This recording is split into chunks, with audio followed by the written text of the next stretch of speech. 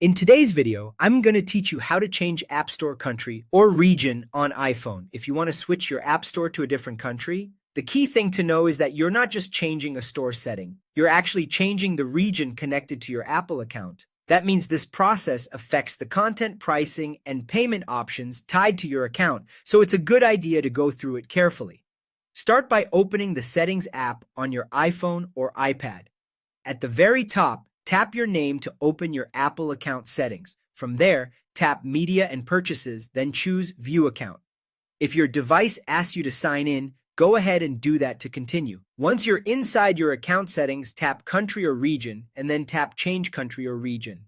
You'll now see a list of available countries and regions. Select the one you want to switch to. After choosing the new country, Apple will show you the terms and conditions for that region. Read through them, then tap to agree if you want to continue. The next part is important. You'll need to enter a valid payment method and a billing address that matches the country or region you selected. This information needs to be correct for the switch to go through successfully. When everything is entered, tap Done or Next to confirm the change. Before you try to switch regions, there are a few things you need to take care of first, because they can block the change. Make sure you cancel any active subscriptions like Apple Music or iCloud Plus. You should also spend any remaining account balance, since Apple usually won't let you change regions if money is still left in your account. If you have any pending refunds or unfinished purchases, wait until those are completed. And if you're part of family sharing, you may need to leave that group before the country change will work.